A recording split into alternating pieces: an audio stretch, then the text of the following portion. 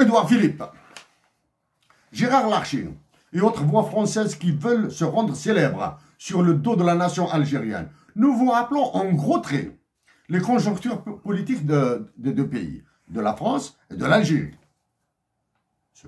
En 1962, c'est l'indépendance de l'Algérie après une révolution et guerre de libération d'ontologie.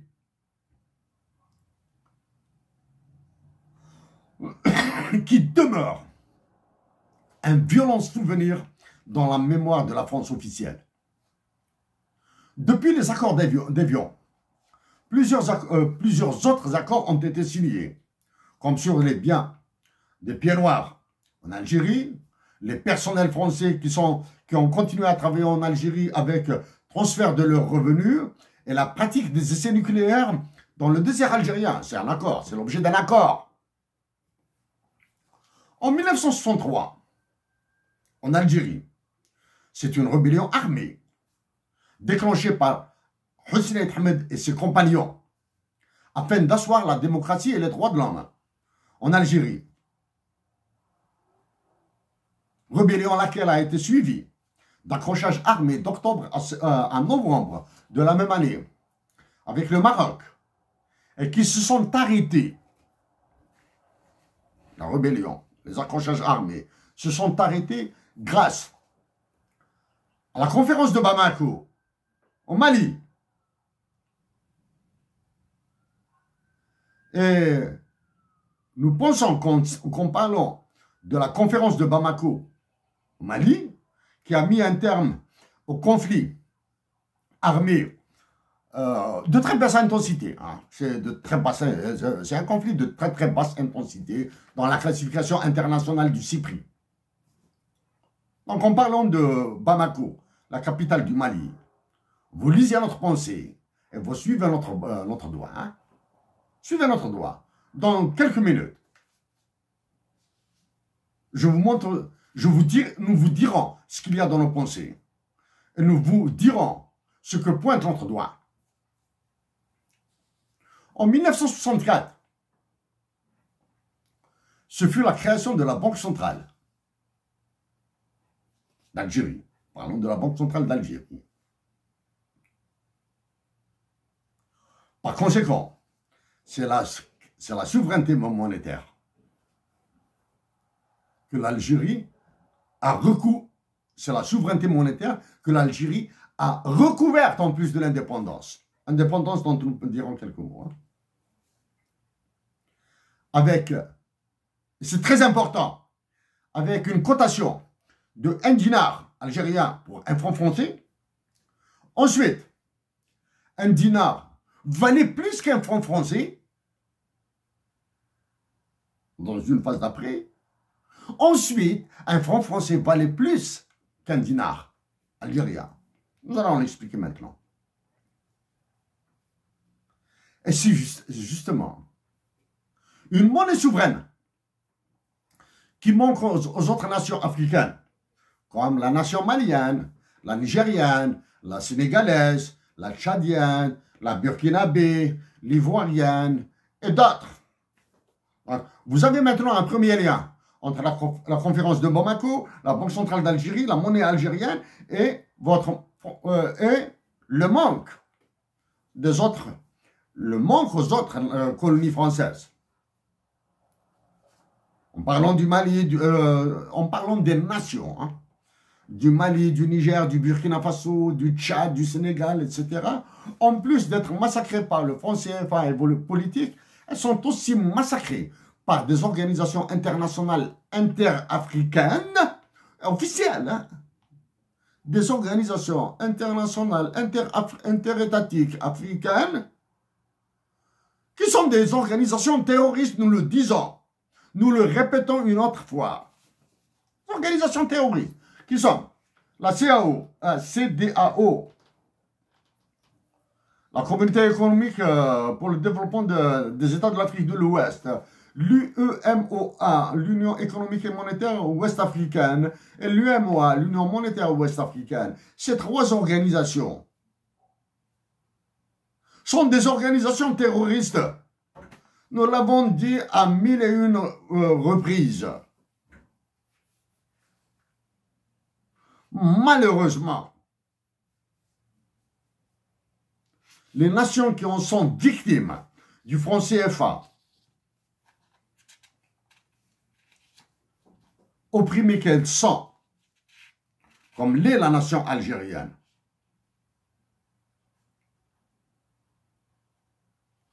sont au silence. Donc voilà. On continue. En 1965, juin 1965, c'est le coup d'État réussi en Algérie.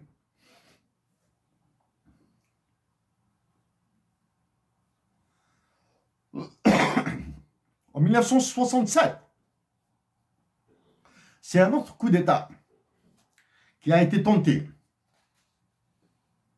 mais en vain, parce que la dictature algérienne s'est structurée et a pris le contrôle de l'État et des populations. Le coup d'État de 65 a été réussi en un pas de mouvement. Même pas deux pas, trois pas de mouvement, trois pas, là. Trois pas, trois mouvements. Il a été réussi au 1/62e de tour. Pas au 32e, 8e, un quart de tour, là. Il a été réussi. Mais en 67, le coup d'État de 67 a été un échec total. Parce que la dictature s'est installée en Algérie, elle s'est structurée, elle s'est installée, elle a pris le contrôle de toutes les institutions et des populations.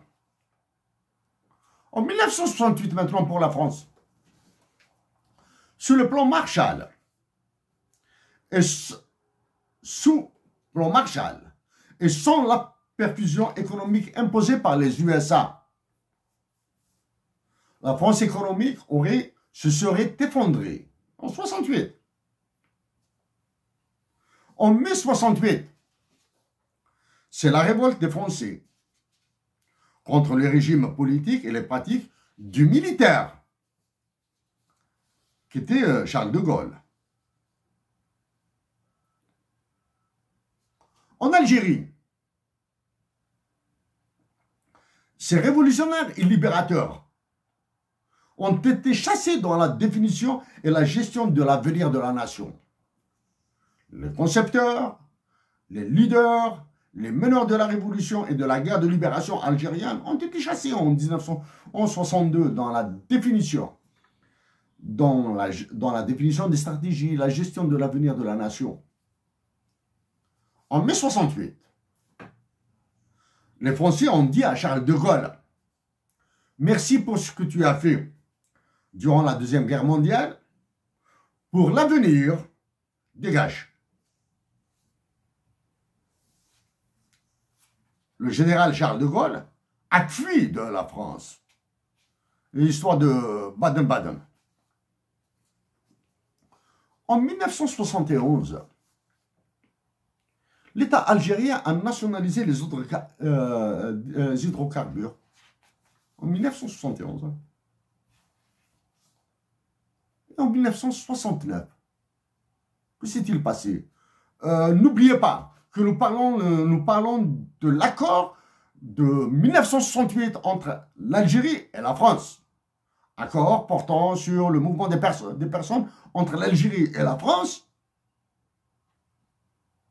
de décembre 68, signé en décembre 68. Peu importe, le mois est précis. Quand il est signé en 68. Que s'est-il passé en 1969? L'Algérie a nationalisé électricité et gaz d'Algérie. L'IGA, populairement dit, même notre mère qui nous manque affreusement, dit l'IGA, tout ça de l'IGA. L'IGA est venu, ce sont les agents de la compagnie, de la société EGA à l'époque, EGA, qui venaient recouvrer les factures d'électricité et d'eau. D'électricité surtout. À l'époque, nous étions enfants. Tout ça de l'EGA. Pour recouvrer les factures, pour le paiement des factures d'électricité. Ce nom, EGA, actuellement, c'est Sonelgaz. Avant d'être explosé, éclaté, rescindé, etc. Bon, ne parlons pas de... Même si c'est très important, hein. Actuellement, c'est Sonelgaz. Son ancien nom rappelle EGA, rappelle EDF, GDF. Okay? De quoi avons-nous parlé il y a quelques minutes? Nous avons parlé de la création de la Banque centrale en 1964. Nous avons parlé de la parité du dinar, parité fixe, 1 franc pour 1 dinar. Ensuite, 1 dinar valait plus qu'1 franc. Il a valu, dans la documentation, il a valu 1 franc 20. 1,20 francs français. Après, c'est l'inverse. C'est le franc français qui valait beaucoup de dinars. Maintenant, en 2023, même si c'est l'euro, il suffit de reconvertir l'euro en franc français de l'époque, etc., et multiplier par le taux de change parallèle et officiel de la Banque centrale, vous comprendrez pourquoi nous appelons la Banque d'Algérie le four crématoire, le gourbi et la chambre à gaz de la nation algérienne. Peu importe ça, ça c'est accessoire, ça c'est accessoire. Nos compatriotes d'Algérie le savent. Donc vous trois, pour amuser votre galerie, pour vous préparer à la prochaine élection présidentielle, etc., en particulier dans le cas de Premier ministre français, Édouard Philippe, qui veut se placer comme candidat à la future présidentielle, etc., probablement qui sera appuyé par Gérard Larcher, etc., et Xavier Drioncourt pour empêcher Emmanuel Macron de battre le record de 3 mandats et vendre le fonds de pension des retraites françaises à BlackRock, etc. Vous placez, vous êtes venu ajouter vos voix à la chorale, à la mesquine chorale. Maintenant, nous allons imbriquer tout ça. Donc, indépendance de l'Algérie qui vous est restée au travers de la gorge. Hein. C'est une blessure historique, inoubliable, hein, que vous n'arrivez pas à dépasser. La révolution et la guerre de libération algérienne. Les accords d'Évian. La création de la Banque centrale. La nationalisation de l'électricité et gaz d'Algérie. Ensuite, au milieu là, à côté là, il y a cet accord de mai 1968 sur le mouvement des personnes. Parlons pas de la nature de la migration de l'époque. Hein. Amusez-vous, laissez les autres s'amuser avec ces histoires-là. Ouvriers ou je sais pas quoi là. Donc, l'enjeu réel, c'était ce progrès de l'indépendance algérienne. C'est juste un apparent progrès dans l'indépendance algérienne. Parce que la France de l'époque et l'Algérie de l'époque était impossible de négocier d'égal à égal pour des questions de compétences, de patriotisme. Hein? Impossible. Donc, l'équilibre qui a été défini après l'accord de mai 1968 est un équilibre favorable à la France. Ne serait-ce qu'à travers un élément. Un élément. Ne serait-ce, hein? La parité du dinar. D'égal à égal, 1 franc français pour 1 dinar algérien, c'est à qui mieux. À qui mieux entre l'Algérie et la France. Entre l'économie algérienne et l'économie française. C'est à qui mieux. Un dinar algérien surévalué par rapport au franc français de l'époque, c'est l'Algérie qui plonge dans le déficit non seulement structurel, mais il deviendra systémique de sa balance de paiement avec la France. Hein? Après l'accord de 1968 sur le mouvement des personnes et après le signal qui était la nationalisation de Sonelgaz, et nous en avons parlé de la nationalisation de l'énergie en 1971, donc la France, il fallait que la France anticipe tous ces coups-là.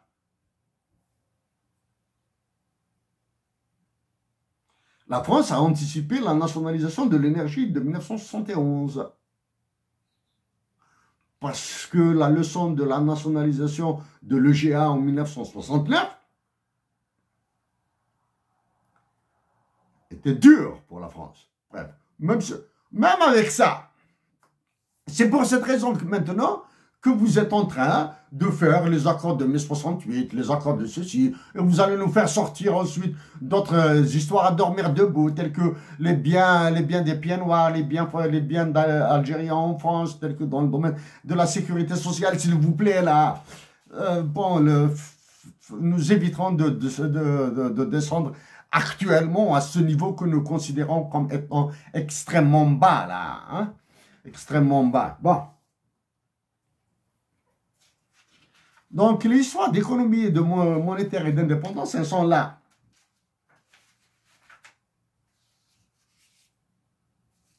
Maintenant, de ceux qui précèdent, qu'est-ce qu'il y a? Quelle est la leçon à tirer?